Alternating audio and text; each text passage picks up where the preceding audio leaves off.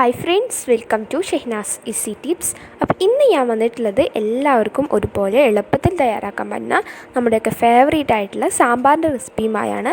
അപ്പോൾ നമുക്കിനി നേരെ വീഡിയോയിലോട്ട് പോവാം. ഇതിനായി ഞാനിപ്പോൾ ഇവിടെ ഒരു കുക്കർ വെച്ചിട്ടുണ്ട്. ഈ കുക്കറിലേക്ക് നമുക്ക് കഴുകിയെടുത്ത പരിപ്പ് ഇട്ട് കൊടുക്കണം. ഈ പരിപ്പ് ഞാൻ നന്നായി കഴുകിയിട്ട് കുറച്ച് നേരം വെള്ളത്തിൽ കുതിർത്ത് വെച്ചതാണ്. അപ്പോൾ നമുക്കിനി ഇത് നമ്മുടെ കുക്കറിലേക്ക് ഇട്ട് കൊടുക്കാം. പിന്നെ ഇതിലേക്ക് വേണ്ടത് ഒരു ചെറിയ കഷ്ണം മത്തങ്ങയും ഒരു സവാളയുടെ പകുതി കൂടിയാണ്. അപ്പോൾ ഇതും കൂടി ഇട്ടിട്ടാണ് നമ്മൾ പരിപ്പ് വേവിച്ചെടുക്കുന്നത്. അപ്പോൾ നമ്മുടെ സാമ്പാറിനൊക്കെ ഒരു പ്രത്യേക ടേസ്റ്റ് കിട്ടും. പിന്നെ ഇതിലേക്ക് വേണ്ടത് ഒരു 1/4 ടീസ്പൂൺ ഉലുവയാണ്. അപ്പോൾ അതും കൂടി നമ്മുടെ പരിപ്പിലേക്ക് ചേർത്ത് കൊടുക്കാം. പിന്നെ നമ്മുടെ മത്തങ്ങയും സവാളയും കൂടി ഇട്ട് കൊടുക്കാം. ശരിക്കും ചെറുള്ളിയാണ് വേണ്ടത്. എൻ്റെ കയ്യിൽ ചെറുള്ളി ഇല്ലാത്തതുകൊണ്ടാണ് ഞാൻ സവാള എടുക്കുന്നത്. ഇനി ഇതിലേക്ക് ആവശ്യത്തിനുള്ള വെള്ളം ഒഴിച്ച് കൊടുത്തിട്ട് നമുക്കിനി ഇതൊരു വിസിൽ വരുന്ന വരെ നമുക്കൊന്ന് മൂടി വെച്ച് വേവിക്കാം. ഞാനിപ്പോൾ ഇതിലേക്ക് കുറച്ച് ക്യാരറ്റ്, അതുപോലെ തന്നെ കുറച്ച് കുമ്പളങ്ങ, കുറച്ച് പച്ചക്കായ, അതുപോലെ കുറച്ച് പയറും ബീൻസും എടുത്തിട്ടുണ്ട്. പിന്നെ കുറച്ച് വഴുതനങ്ങ, അതുപോലെ കുറച്ച് ഉരുളൻകിഴങ്ങുമാണ് എടുത്തിട്ടുള്ളത്. അപ്പോൾ നിങ്ങൾക്ക് ഏതൊക്കെ പച്ചക്കറി വേണോ അതൊക്കെ എടുക്കാം.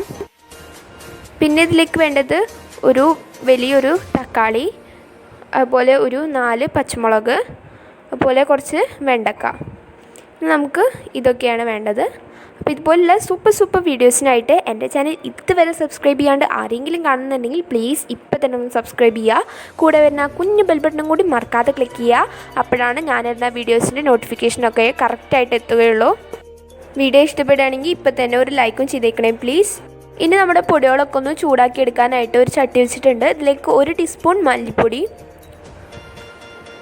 ഇനി അത് നന്നായി ഒന്ന് മിക്സ് ചെയ്ത് ഒന്ന് ചൂടാക്കിയെടുക്കുക. അതുപോലെ 1 ടീസ്പൂൺ മുളക് പൊടി. നമ്മൾ ഈ പൊടികളൊക്കെ ഒന്ന് ചൂടാക്കുന്നത് അതിൻ്റെ ഒരു പച്ചമണം പോയിട്ട് നല്ലൊരു ടേസ്റ്റ് കിട്ടാൻ വേണ്ടിയിട്ടാണ്. ഒരു 1/2 ടീസ്പൂൺ മഞ്ഞൾപ്പൊടി കൂടി ഇട്ട് കൊടുത്തിട്ടുണ്ട്. ഇതൊക്കെ നന്നായി ഒന്ന് മിക്സ് ചെയ്തെടുക്കുക. ഇങ്ങനെ ചെയ്യുമ്പോൾ നമ്മുടെ സാമ്പാറിന് ഒരു പ്രത്യേക ടേസ്റ്റ് കിട്ടും. ഇതാ ഒരു വിസിൽ കഴിഞ്ഞിട്ട് അത് ഞാൻ അങ്ങനെ മാറ്റി വെച്ചു. ആ ആവി പോയതിന് ശേഷം തുറന്ന് നോക്കിയപ്പോൾ ഇത് നമ്മുടെ മത്തങ്ങയും പരിപ്പൊക്കെ നന്നായി വെന്തിട്ടുണ്ട്. അത് നമുക്കിനി ഇതിലേക്ക് ബാക്കി കഷ്ണങ്ങളൊക്കെ ഇട്ട് കൊടുക്കാം. സാമ്പാറിലേക്ക് ഏത് കഷ്ണം വേണമെങ്കിലും ചേർക്കാം, അതൊക്കെ നമ്മുടെ ഇഷ്ടമാണ്. ഒരു തവണയെങ്കിലും എന്തായാലും ഇതുപോലെ ഒന്ന് സാമ്പാർ വെച്ച് നോക്കണം. പിന്നെ നിങ്ങളുടെ സാമ്പാർ എന്തായാലും റെഡിയാവും. നമ്മളിപ്പോൾ കുമ്പളങ്ങയും നമ്മുടെ ക്യാരറ്റും കായും മുഴുവനായിട്ടിട്ടുണ്ട്. അതുപോലെ തന്നെ വഴുതനങ്ങയും ഉരുളൻകിഴങ്ങും പയറും കൂടി ഇട്ട് കൊടുത്തു. പിന്നെ നമുക്ക് നമ്മുടെ തക്കാളിയും പച്ചമുളകും കൂടി ഇട്ട് കൊടുക്കാം. നമ്മൾ ഇപ്പോൾ ഇതിലേക്ക് വെണ്ടക്ക ചേർത്ത് കൊടുക്കുന്നില്ല. ഇപ്പോൾ ഇട്ട് കൊടുക്കുകയാണെങ്കിൽ നമ്മുടെ വെണ്ടക്ക കലങ്ങി പോവും. അപ്പോൾ നമുക്ക് ആദ്യം ഇതൊന്ന് വേവിച്ചെടുക്കാം. ഇനി ഇതിലേക്ക് നമ്മൾ ചൂടാക്കി വെച്ചിരുന്ന നമ്മുടെ ആ പൊടികളൊക്കെ ഇട്ട് കൊടുക്കുക. ഇനി ആവശ്യത്തിനുള്ള വെള്ളം ഒഴിച്ച് നന്നായി ഒന്ന് മിക്സ് ചെയ്യാം. ഇനി ആവശ്യത്തിനുള്ള ഉപ്പിട്ട് കൊടുക്കാം. ഞാനിപ്പോൾ ഇവിടെ ഒരു 1.5 ടീസ്പൂണോളം ഉപ്പിട്ടിട്ടുണ്ട്. അപ്പോൾ നിങ്ങളുടെ ടേസ്റ്റിനനുസരിച്ച് ഉപ്പൊക്കെ ഇടുക. ഇനി നമുക്ക് ഇത് അടച്ചു വെച്ച് വേവിച്ചെടുക്കാം. ഈ സമയത്ത് നമുക്കൊരു ചെറിയൊരു നാരങ്ങ വലുപ്പത്തിലുള്ള ഒരു പുളി എടുത്തിട്ട് വെള്ളത്തിലിട്ട് വെക്കാം.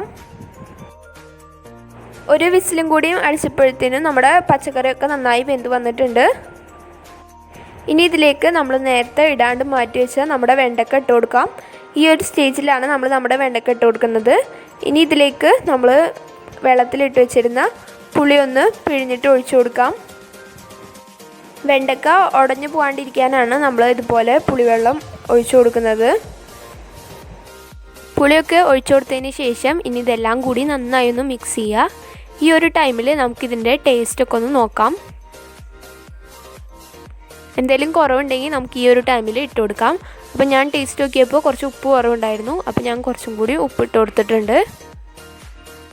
ഇനി നമ്മുടെ സാമ്പാറിലേക്ക് ചേർക്കുന്നത് ഒരു സ്പെഷ്യൽ ഇൻഗ്രീഡിയൻ്റ് ആണ്. അതായത് ഒരു 2 കഷ്ണം ശർക്കരയാണ്. അപ്പോൾ ഇതുവരെ ഇതുപോലെ ട്രൈ ചെയ്യാത്തവരാണെങ്കിൽ എന്തായാലും ഒന്ന് ട്രൈ ചെയ്ത് നോക്കുക. നമ്മുടെ സാമ്പാറിന് ഒരു നല്ലൊരു ടേസ്റ്റ് കിട്ടാൻ വേണ്ടിയിട്ടാണ് ശർക്കര ചേർത്ത് കൊടുക്കുന്നത്. ഇനി ഇതൊന്ന് അടച്ചു വെച്ചിട്ട് ഒരു 2 മിനിറ്റ് വേവിച്ചെടുക്കാം. ഇതാ ഇപ്പോൾ നമ്മുടെ കഷ്ണങ്ങളൊക്കെ നന്നായി വെന്ത് വന്നിട്ടുണ്ട്. നമ്മുടെ വെണ്ടക്ക ഒന്നും ഉടഞ്ഞു പോയിട്ടില്ല. ഇനി നമുക്കിത് താളിക്കാനായിട്ട് ഞാനിപ്പോൾ ഇവിടെ ഒരു ചട്ടി വെച്ചിട്ടുണ്ട്. ഈ ചട്ടി ചൂടായി വരുമ്പോൾ അതിലേക്ക് നമുക്ക് ഓയിൽ ഒഴിച്ചു കൊടുക്കാം.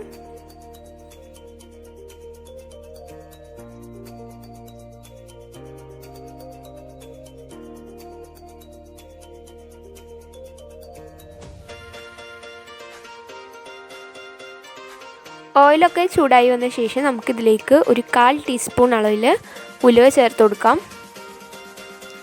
നമ്മുടെ ഉലുവയൊക്കെ പൊട്ടി വരുമ്പോൾ പിന്നെ ഇതിലേക്ക് നമ്മൾ ചേർക്കുന്നത് 1 ടീസ്പൂൺ കടുകാണ്. നമ്മുടെ കടുകൊക്കെ ഇപ്പോൾ പൊട്ടി വന്നിട്ടുണ്ട്. അപ്പോൾ ഇനി ഇതിലേക്ക് ഒരു 3-4 വറ്റൽ മുളക് പൊട്ടിച്ചിട്ട് അതും കൂടി ഇട്ട് കൊടുക്കാം.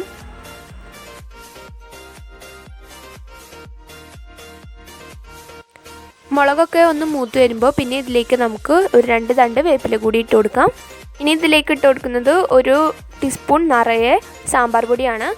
അതും കൂടി ഇട്ട് കൊടുത്തിട്ട് നന്നായി ഒന്ന് മിക്സ് ചെയ്യാം. പിന്നെ 1 ടീസ്പൂൺ അളവിൽ കായപ്പൊടി കൂടി ഇട്ട് കൊടുക്കാം. ഇനി നമ്മുടെ ഈ താളിച്ചത് നമ്മുടെ സാമ്പാറിലേക്ക് ഒഴിച്ചു കൊടുക്കാം. അപ്പോൾ ഇത്രയേ ഉള്ളൂ, നമ്മുടെ സൂപ്പർ ടേസ്റ്റായ സാമ്പാർ ഇവിടെ റെഡി ആയിരിക്കുകയാണ്. അപ്പോൾ എന്തായാലും നമ്മുടെ സ്പെഷ്യൽ ഇൻഗ്രീഡിയൻ്റ് ആയ ശർക്കര ഇട്ടിട്ട് എല്ലാവരും ഒന്ന് പരീക്ഷിച്ച് നോക്കുക. എന്തായാലും നിങ്ങൾക്ക് ഇഷ്ടപ്പെടും. അപ്പോൾ വീഡിയോ ഇഷ്ടപ്പെട്ടാൽ ലൈക്ക് ചെയ്യാനും നിങ്ങളുടെ ഫാമിലിയും ഫ്രണ്ട്സും കാണണമെന്ന് ആഗ്രഹിക്കുന്നുണ്ടെങ്കിൽ ഷെയർ ചെയ്യാനും മറക്കരുത്. അപ്പോൾ ഇതുപോലുള്ള സൂപ്പർ വീഡിയോസുമായി വരുന്നവരെ ബൈ ബൈ.